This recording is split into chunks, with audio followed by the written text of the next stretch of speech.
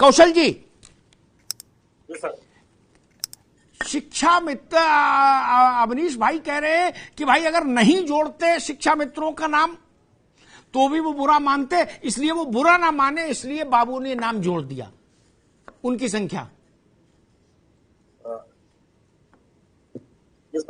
जी जैसा कि अभी पटेल साहब ने कहा, जी आदरणीय पटेल जी, जी आदरणीय पटेल जी, जी आपने जैसा कहा है कि शिक्षा मित्रों का अगर नाम नहीं जोड़ते तब भी बुरा लगता। बहुत अच्छा किया आपने कि शिक्षा मित्रों को शिक्षक के रूप में ले लिया, लेकिन शिक्षा मित्रों को जो सुविधाएं मिल रही हैं वो आखिर शिक्षकों की तरह कब तक मिलेंगी? आदरणीय अफ्ताब जी द्वारा लगातार शिक्षा मित्रों की समस्याओं को, उनकी जो बेसिक चीजें हैं कि आज 10,000 में उनका अपना घर नहीं चल पा रहा है और अधिकांश शिक्षा मित्र 40 से 50 वर्ष का उम्र पे पहुंच चुके हैं। अब जरा हमको ये बता दीजिए, ऐसे में आप 51,000 भर्ती कब निकालेंगे, क्या करेंगे? ये एक अलग चीज है। आज हमारी मुख्य है कि हमारा घर कैसे चलेगा, उसके लिए क्या व्यवस्थाएं होंगी, जबकि इससे इलेक्शन से पूर्व में जी हमारे कई जो संविदा कर्मी थे उनका मानदेय बढ़ाया गया, हालांकि वो पर्याप्त नहीं था उस मानदेय से। लेकिन शिक्षा मित्रों का जबकि बजट भी पास हुआ, शिक्षा मित्रों को वह भी बढ़ाया हुआ नहीं मिला। पिछले 5 वर्षों से 10 वर्ष पे ही 10,000 पे काम कर रहे हैं। कौन सा ऐसा कर्मचारी है जिसका महंगाई भत्ता नहीं बढ़ा है? क्या महंगाई वहां की वहीं अटकी हुई है? तो ऐसे में शिक्षा मित्रों से ऐसा क्या है? हम आपको बता दें, हमारा आपसे अनुरोध रहेगा माननीय मुख्यमंत्री तक या जो भी है आप पार्टी के, उन तक हमारी बात जरूर पहुंचाई जाए कि आखिर शिक्षा मित्रों जो है उनका कल्याण कब तक होगा, उनकी समस्याओं का निस्तारण कब तक होगा।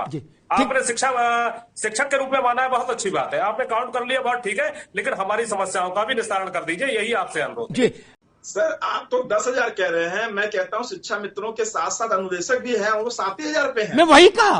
और सर आपने मेरी बात कह दी, आदरणीय एमएलसी साहब बैठे हुए हैं, अविनाश जी, मैं ये कहना चाह रहा हूं, ये सरकार है, सरकार के पक्षकार है ये, आप गौर करें कि ये विषय सहानुभूति का है। यह विषय, यह मुद्दा नहीं है कि केंद्र सुप्रीम कोर्ट ने क्या कहा और आपने मेरी बात को डिक्टो कर दिया, इसीलिए मैंने हाथ उठाया था। सुप्रीम कोर्ट ने इनको सहायक अध्यापक मानने से इनकार किया था, लेकिन अगर इन्हें मानदेय बढ़ा करके, हम कहते हैं एक सरकारी जो नियमित कर्मचारी है, अध्यापक है, उसे अगर आप 60,000 या 65,000 दे रहे हैं और काम वही ले रहे हैं जो काम शिक्षा मित्र कर रहे हैं, शिक्षा मित्र भी वही शिक्षा दे रहे हैं और अध्यापक भी वही शिक्षा दे रहे हैं, और दोनों का कार्य समय, कार्यावधि जो है वो उतने समय का है।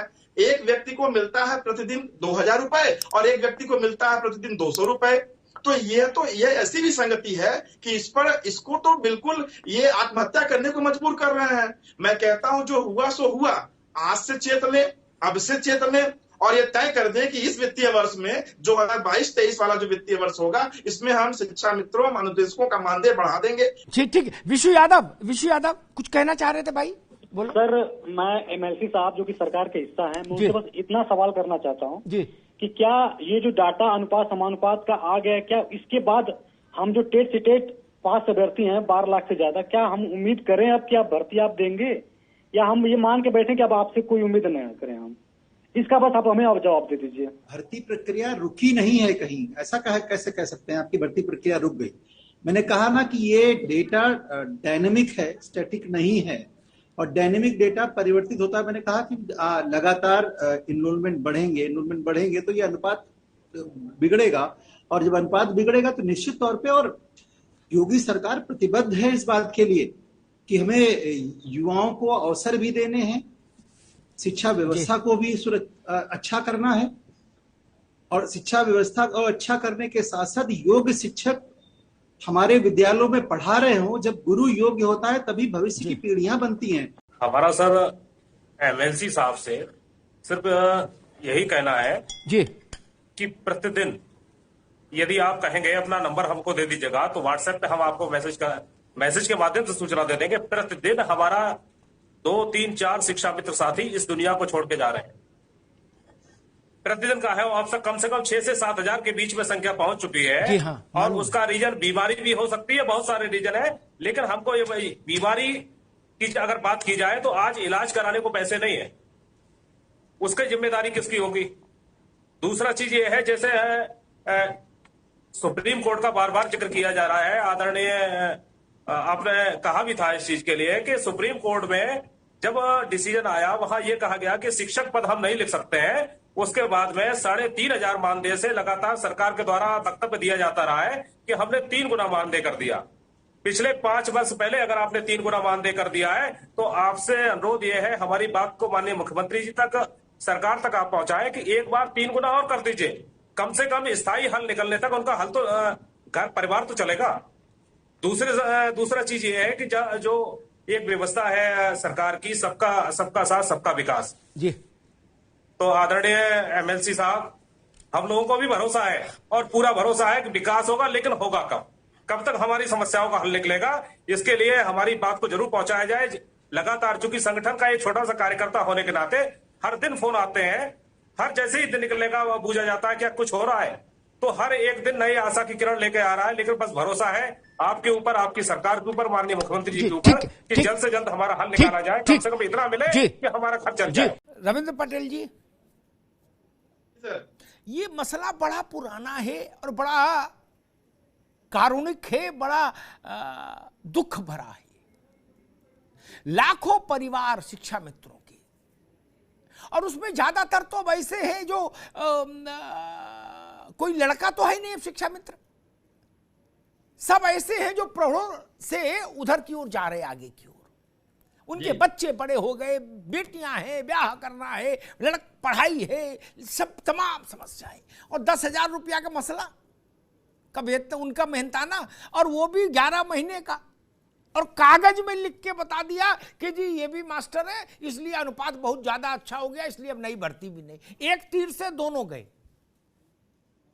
सर ऐसा है, देखिए मुझे तो इतना ही कहना है कि मेरा अपना जो अनुभव है पिछले 20-21 साल की राजनीतिक और सामाजिक जीवन जीने पे, मैंने, चूंकि हम सामाजिक कार्यकर्ता के रूप में क्षेत्रों में जब घूमते हैं तो हम देखते हैं हमारे बहुत सारे साथ के आगे पीछे को लड़के अनुदेशक के रूप में हैं जी। और मैं जो उनसे सुन के समझ पाया उनके दर्द को, उनकी पीड़ा को, कि 7,000 और कुछ रुपए में वो पूरे 1 महीने बेचारे श्रम करते हैं अनुदेशक जी। हाँ, और अगर आप इसको अगर प्रतिदिन की मजदूरी के रूप में निकाले, मनरेगा मजदूरी से भी कम या उसके समकक्ष हम पाते हैं। और उन शिक्षकों की जो योग्यता है उसमें लोग बीएड भी हैं, उसमें लोग बीएड भी किए हुए हैं, उसमें लोग मतलब उच्च शिक्षा प्राप्त लड़के हैं।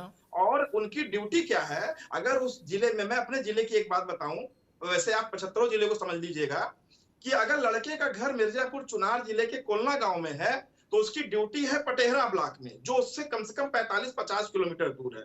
या तो अगर वो अपने घर का इकलौता है तो या तो 50 किलोमीटर वो रोज अप डाउन करे, या तो फिर वो जाके वहां नौकरी करे।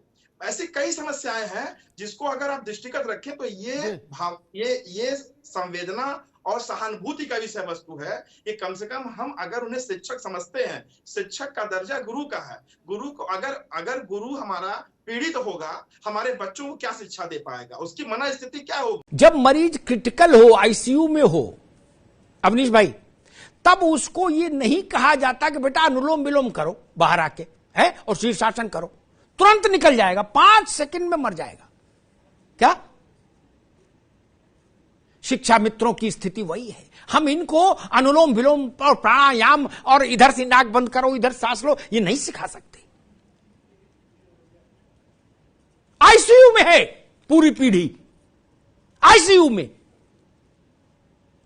और हम कह रहे हैं भगवान का नाम लो, आगे बढ़ो, सब अच्छा होगा। आगे चल के नई शिक्षा नीति आ गई है। इनकी अपने घर में अपने बुढ़े माता पिता के आंख का मोतियाबिंद का ऑपरेशन कराना है, ये उनको नई शिक्षा नीति का पीडीएफ दे, क्या करेंगे ये? बुनियादी बातों पर चिंतन होना चाहिए। राजनीति किसके लिए? हम लोग बाबू हैं क्या? जनता अधिकारियों को वोट नहीं देती, अपने जैसे लोगों को वोट देती है कि ये मेरी पीड़ा समझेंगे, ये मेरा दर्द समझेंगे। इनके स्कूल में बच्चे की फीस जानी है, बिटिया बीमार है, उसका इलाज कराना है, कहां जाएं? और एक बात मैं कहूंगा, मुझे पता नहीं वो स्थिति है कि नहीं है, क्या है, आपने अनुदेशक और शिक्षा मित्र जितने हैं सब इसमें शामिल कर लिए, चलो ठीक है, आपने अपनी जान विधानसभा में बचा ली अधिकारियों ने, ठीक है। लेकिन जो सरकार है जी, प्राइमरी स्कूल में सहायक अध्यापक को वेतन के अतिरिक्त और जो सुरक्षा कवच हासिल हो वही दे दीजिए। इनकी इलाज का ही व्यवस्था कर दीजिए, कैशलेस सब हो जाए, इनका, इनके परिवार का। ऐसी कुछ चीजें हैं जो तत्काल हो सकती हैं, अन्यथा कौन जीता है तेरे जुल्फ के सर होने तक, खाक हो जाएंगे हम तुमको खबर होने तक।